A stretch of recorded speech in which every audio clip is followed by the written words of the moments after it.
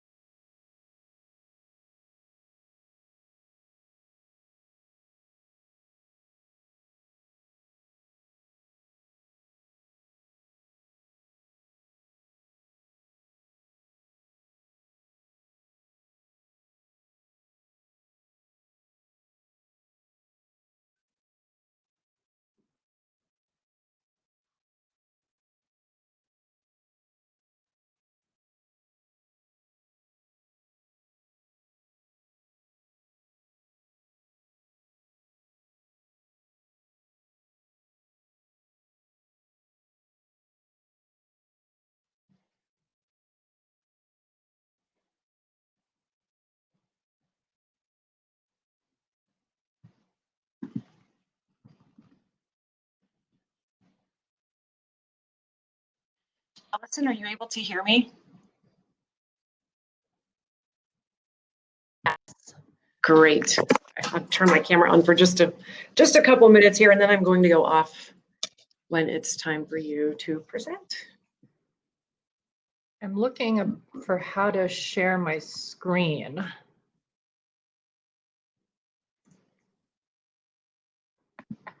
Here we go. Okay, I'm Got good. it. All right, wonderful. We'll give it just a second here for people to get logged in. It's just now 3:10. So see if people have a moment here in between sessions.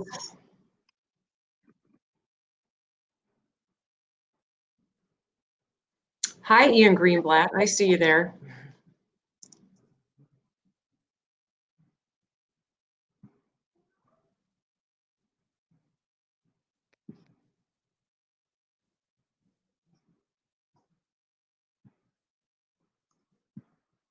Give it just another minute here.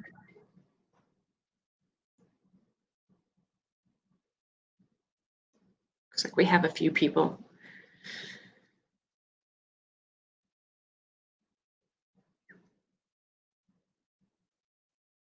I'll give it till 3:12, then we'll get going so that you have plenty of time to get your content.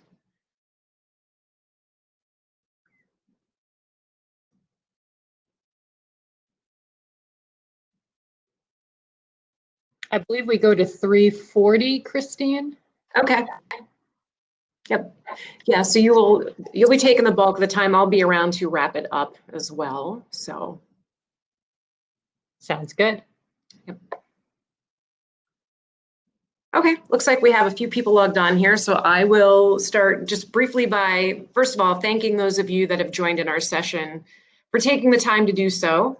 We should have some interesting subject matter today, as the coronavirus has really caused an uptick in people being more open and receptive to planning conversations when it comes to not only life insurance, but especially long-term care. For those of you that I have not had the pleasure of meeting in person or spoken with online, I'm Christine Travis. I'm the life insurance and long-term care hybrid product wholesaler for the New York City metro area. That includes New Jersey, Long Island, Rockland, Westchester County, basically the epicenter of the coronavirus outbreak. And also I have on the line with me, who will be taking over the presentation momentarily, is Allison Hoyt. Allison is in our advanced consulting group at Nationwide. She's one of the technical directors. We were fortunate enough to snatch her away from another carrier. She was based here with a mutual carrier in the New York City area, and she was on their advanced consulting team as well. She, by trade, is an estate planning attorney. She's been published in some industry publications, and she was also the past president of the Society of Financial Service Professionals New York City chapter. So she's very involved in the industry here. She's earned her law degree. She actually was born and raised in New York, and she got her law degree from St. John's University.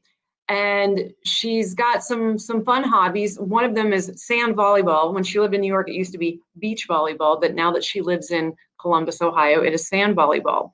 But I can honestly tell you that we are very pleased to have her on our team. She's a wealth of knowledge, especially when it comes to things that are happening in New York. I consult with her frequency.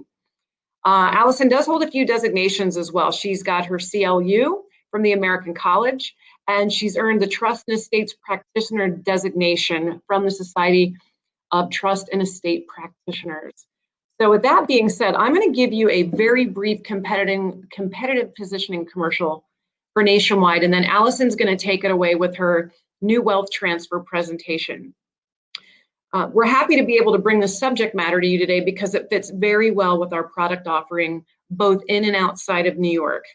You're going to hear Allison talk about using LTC insurance combined with life insurance, utilizing an irrevocable trust, among other things, for wealth transfer planning utilizing long-term care.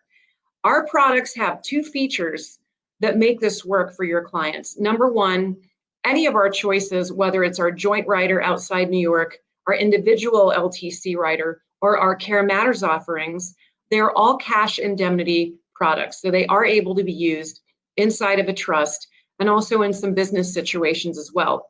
The second feature that needs to happen is it has to be an owner-driven payout for the LTC benefit, meaning when the time comes and the person goes on claim, that money is funneled to the owner of the contract. So owner-driven payout and cash indemnity features allow us to use these for alternative planning tools. Competitively, we're positioned very well in the guaranteed space. In New York, we have probably the most competitive GUL product right now that can utilize an LTC rider with it. We also offer protection and accumulation IUL products, and our Care Matters LTC hybrid is one of the only 3 products available in the market here in New York, which would be Mutual of Omaha, Lincoln, and then of course our Care Matters product, which is cash indemnity and very competitively priced.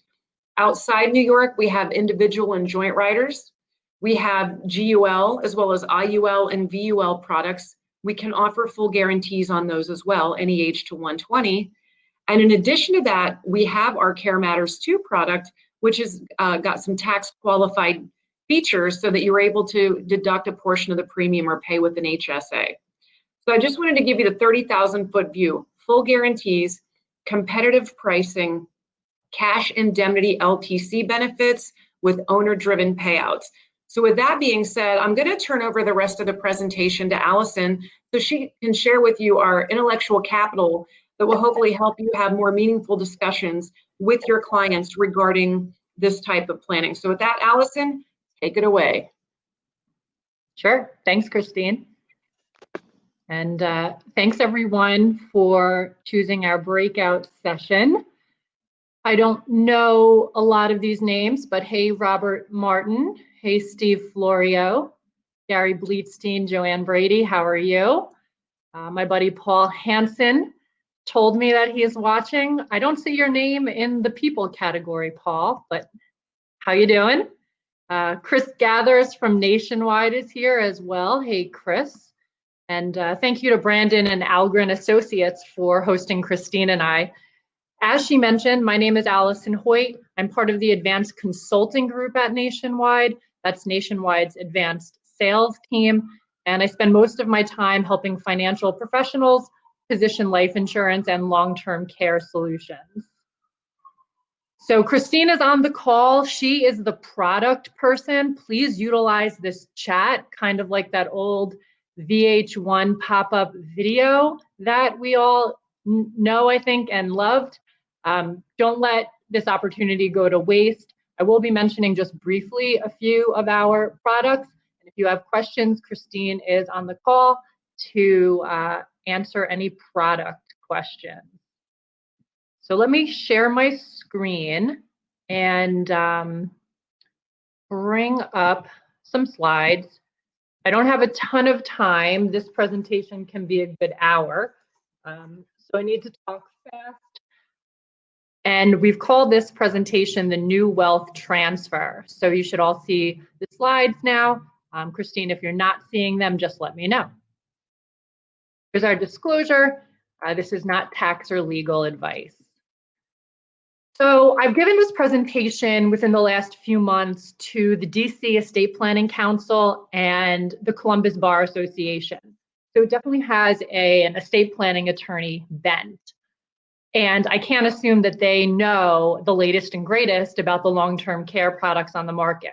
But with this group, I'm going to skip over the first bullet where I basically just explained to them the lay of the land. You have your standalone long-term care insurance policies. You have long-term care riders on life insurance, and then you have the linked benefit product. The only ones that we would recommend using in the strategies I'm going to talk about today are the long-term care rider or the linked benefit product. Okay, so I'm not going to go over all of that with you. You all know this. I have 2 points to make, and hopefully I'll make the first one within the first 10 minutes and the second one within the second 10 minutes. First, I'm going to address estate planning for the mass affluent and how long-term care has become really an essential part of that conversation. And then I'll address estate tax planning for the high net worth and how long-term care insurance can enhance the estate tax plans of our high net worth clients. So let's start with our mass affluent clients. And this is a report from the Spectrum Group detailing wealth in America. I want to draw your attention to the first 2 groups in this study, those with net worths between $100,000 and $5 million. They are represented in that pie chart by the light blue and the dark blue. These are our mass affluent clients. I'll be referring to them as such. There are more than 40 million mass affluent households in the United States, and many of them are our clients. When I also use the term mass affluent, I'm also meaning that they don't face likely exposure to the estate tax under current estate tax law. So big market, the mass affluent are predominantly your clients and our clients. So before I go there, many of our mass affluent clients put their life insurance policies in irrevocable trusts. And they did that largely for the estate tax benefits of doing so, to keep the death benefit out of their gross estate and to have the liquidity to pay any estate tax that was due. Today, we might still come across mass affluent clients who aren't exposed to an estate tax today, but were in the past. This chart shows us the history from 2000 of the federal estate tax exemption. And that pink line represents our mass affluent clients with a net worth of $5 million and below that pink line. So you'll see that in early 2000s, the estate tax exemption was only $675,000 in the year 2000, 1.5 million at I think it was 2004 and 5, moved to 3.5 million in 2009, and in 2026, it's set to drop to $5 million indexed for inflation. So a lot of our mass affluent clients have their life insurance policies in irrevocable trusts, and they don't face exposure to the estate tax. They have ILIT remorse, right? Irrevocable life insurance trust remorse. And they say, I don't want this trust anymore. They go to their estate planning attorney or they go to you. I don't want this trust anymore. I don't want this policy anymore. I don't need it anymore. Well, we know that irrevocable trusts are good to have, right? They provide creditor protection. They can avoid probate. They provide privacy. They're a great option if you want to name it as a beneficiary of other assets. And if the assets stay in trust for the next generation, they provide creditor protection and potentially professional money management. So if you're an estate planning attorney, you're telling them this. If you're a life insurance professional, you're hopefully telling them this. And in addition, what happens if the law changes, which it is scheduled to do in 2026? And since we have a new administration in the White House and Congress has changed its dynamics, what if the law changes? You don't want to get rid of the irrevocable life insurance trust or the policies within them. All of this is great, it's logical, and there are ways to overcome objections or the client's objection to keeping their life insurance and the irrevocable trusts, but they might not be enough. So we might want to also inform them, not only are these trends shaping American wealth relevant, you also need to consider trends shaping American health, right? There's another trend that's shaping American wealth, and that's American health. We don't have time, so I took off the transitions here, but this is a morbid little game we play. How has mortality changed since 2000 in America as a result of the following conditions? Has mortality improved or has mortality declined? As you can see, the number of people dying from breast cancer since 2000 today has gone up slightly by 0.5%. But the amount of people dying from a heart attack is actually down by 9%. And the amount of people dying from a stroke is down by 13%. What is very alarming is that Alzheimer's figure, mortality is up 145%. Now, what this says to me is that we've made some great medical progress in keeping people alive from these conditions, particularly heart attack and stroke on this slide. And I've heard it said that we are living longer, but dying slower. I'm sure you've heard that as well. And here are some stats that we probably know in the industry. The longer you live, the more likely it is that you'll need long-term care services. And between 1980 and 2010, 66% more people were living to age 100. So we've definitely got some interesting trends in health in America over the last 20 to 30 years. And if we put those trends in health together with the trends in wealth and wealth planning, an interesting picture emerges for us as estate planners. Not only should your clients keep their irrevocable trusts and the life insurance policies within them, because irrevocable trusts provide so many great benefits and the law could always change, they should keep them because the costs of long-term care have become the new estate tax for the mass affluent. And what do I mean by that?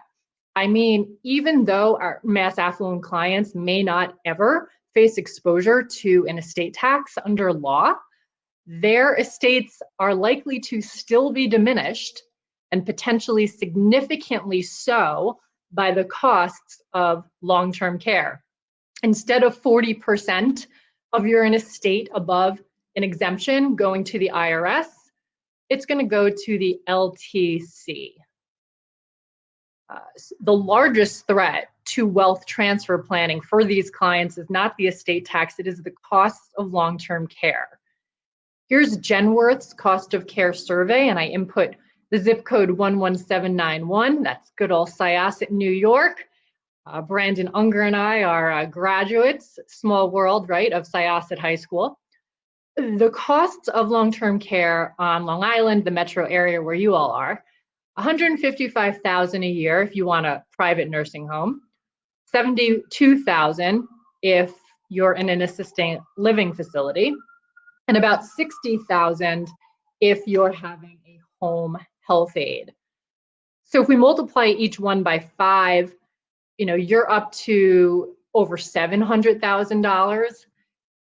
It could be $1 million bucks, right? If in a private nursing home in your area, and between $300,000 and $400,000 with an assisted living facility or home health aide. So the point here is, if as estate planners, we were encouraging our clients to insure for an estate tax liability of these amounts, why wouldn't we encourage them to insure for a long-term care liability of similar amounts? And this can be done very easily for those mass affluent clients that have their life insurance policies and irrevocable trusts already. That's simply by either adding a long-term care rider to the policy. Some carriers will allow you to do it post-issue. If not, you have to 1035 to add the long-term care rider. Otherwise, you could also 1035 the product to a linked benefit long-term care product if that is more appropriate. The asterisk is they need to be insurable, right? They need to be insurable for life insurance to do a 1035, and they need to be insurable for long-term care to add a long-term care rider or get the linked benefit product. All right, so they take you up on your advice, they add the long-term care rider, or they get that linked benefit product. They don't have a long-term care event, the death benefit pays out, they give their family an inheritance. Great, they win. Or the family wins. What if the insured does have a long-term care event? What does that look like for a mass affluent client? With nationwide long-term care riders and our linked benefit product Care Matters, we're going to pay to the owner. So here, the long-term care benefits are going to be payable to the trustee. Now, we're probably all familiar that the grantor insured of that irrevocable trust is not a trust beneficiary. It's the whole reason why they set it up, so they didn't have access to those monies and it's out of their estate. So how does the trustee get the long-term care benefits to the grantor when the grantor insured is not a beneficiary? They can't directly distribute them to the grantor insured. That's a no-no. Consider SLAT or BLAT provisions in the trust, spousal limited or spousal lifetime access trusts, or beneficiary lifetime access trusts. Basically, the trustee distributes those benefits to a trust beneficiary, which is often the grantor insured spouse or child, who can then share those long-term care benefits with the grantor. If for some reason the trust provisions don't allow that strategy, for example, if distributions to beneficiaries are limited to HEMS, then you can consider loans of those long-term care benefits from the trustee to the grantor. And loans are the primary way that we're going to facilitate estate tax planning for our high net worth clients, which I will discuss next.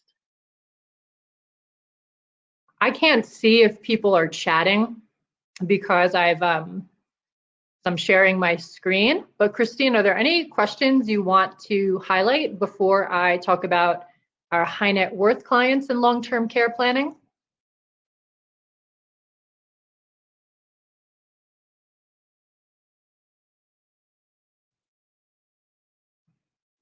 Turn on might help.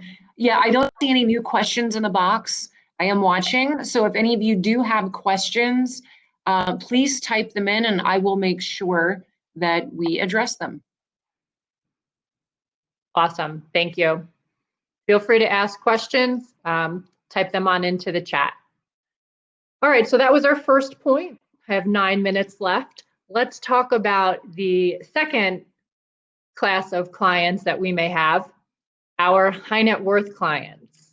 And the way I'll define high net worth and use that phrase here, those are our clients with pretty certain federal estate tax liabilities. And the objection you might hear from these clients when it comes to insuring for long-term care is, I'll just pay for it myself. I don't need the insurance. Well, I don't disagree with them. They could probably pay for it themselves, but there is a more financially beneficial way to do that. I mean, we just know automatically that insurance immediately leverages your dollars, and nobody can automatically leverage their money. But there's more to it, and I'll get to why long-term care insurance planning is a great benefit for high net worth. So you come across this high net worth client, I'm going to pay for it myself. Well, that means I have to keep more liquid assets in their estate. And we like to say that our high net worth clients have a unique risk that we call the cost of getting lucky, right? They're going to pay for it out of pocket, self-funding, right? Not self-insuring. Nobody can self-insure and immediately leverage their own dollars. They'll self-fund, they'll set aside money in their estate. But even if they don't end up using those monies if they don't end up using the monies for the long-term care expenses, they're still going to lose around 40% of those funds to the estate tax. So that's actually a win-lose situation. You win because you didn't need long-term care, you died peacefully in your sleep one night, but you lose because, the IRS is still getting a nice cut. So we want to propose a win-win scenario that centers around making money instead of losing money and protecting your assets from the costs of long-term care and the estate tax. And this slide just walks us through an example where if that high net worth client set aside $1 million in their estate, they do have 70% chance, according to the U.S. Department of Health and Human Services, if you're 65 or over, there's a good chance, and I don't like using statistics, but there's a chance they could use some or all of the money for long-term care. How much is some? Who knows? And if they've used up that whole $1 million, well, then their self-funding plan has worked well enough. Well, there's also the possibility, 30%, who knows? There's a possibility that they're not going to need any of that $1 million they set aside in their estate, and therefore they're going to lose a chunk of it, nearly 40%. And on that $1 million, that can be almost $400,000 going to the IRS. So it's not a great plan. So we want to encourage our high net worth clients with ILETs to add long-term care rider or a linked benefit product to it. Here I talk about indemnity versus reimbursement. This is really for the benefit of those estate attorneys who don't understand it. Obviously, an indemnity style long-term care benefit is going to work a lot better here for two reasons. One, less administrative complexity, right? No receipts with indemnity. And with reimbursement, you're going to limit the amount of long-term care benefits paid to actual long-term care expenses. Whereas with indemnity, you're entitled to the maximum monthly benefit, no questions asked. So for our high net worth clients, indemnity is a much preferred strategy. All nationwide long-term care products are cash indemnity. So we work really well. Our rider and linked benefit product Care Matters. So if our high net worth clients have a long-term care event, we're not going to do the slat blat. No, we're going to use loans to get those proceeds to the grantor insured.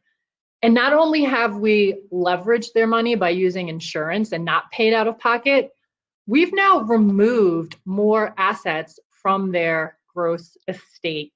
We've created an additional debt against their estate These loans need to be bona fide loans with collateral pledge, interest charged, and the loan repaid in full. If the loan is repaid after death, the interest income will be taxable income to the trust. So ideally, the loan is repaid just prior to death. Therefore, the principal and interest, are both estate tax-free, but that way the interest is income tax-free to the trust. So let's walk you through an example of this, and I have about 3 minutes to do this. Imagine our client Jane has an estate tax liability of $5 million, and she has an ILET with a $5 million policy. She decided to add a $1 million long-term care rider to it. And if she needs long-term care, she's going to use her vacation as the collateral. The interest rate is going to be 7%, which represents the guaranteed interest rate in the policy plus 1%. And assume that we time this well and the loan interest is paid back just days before death. So what are the results if she adds a long-term care rider and uses this loan strategy for the full $1 million? So she has a long-term care event, the policy pays out the full $1 million, $10,000 per month here, and she does the loan strategy. At her death, the estate is going to have a loan against it of $1 million. It's also going to have $352,000 of accrued interest, which means that an additional $1.352 million is removed from her taxable estate. At her death, the $4 million death benefit, we accelerated $1 million for the long-term care, $4 million death benefit is still paid to the trust. And if we assume that her estate repaid that death just prior to her death, we've removed an additional $1.352 million from her estate, and we've saved her estate an additional almost $550,000. So that should get the ear of our high net worth clients who tell us that they can, yes, pay for this out of pocket, and we know they can, but this is, this isn't peanuts here. This can be a significant estate tax savings. And I told the estate planning attorneys, when you think of all your estate tax mitigation strategies, your grats, your note sales, think of this strategy. This is not long-term care insurance. This is another estate tax mitigation strategy for our high net worth clients. And with that, I'm right at time, and I'm happy to answer any questions you might have. And Christine is your best resource if you have any questions about our products.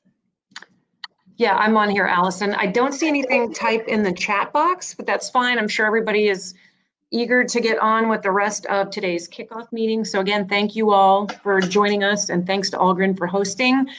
We will be having a white paper that corresponds with this. We already have some white papers that address this, but Allison is working on yet another. So we're happy to share those resources through Algren. All right, thank you.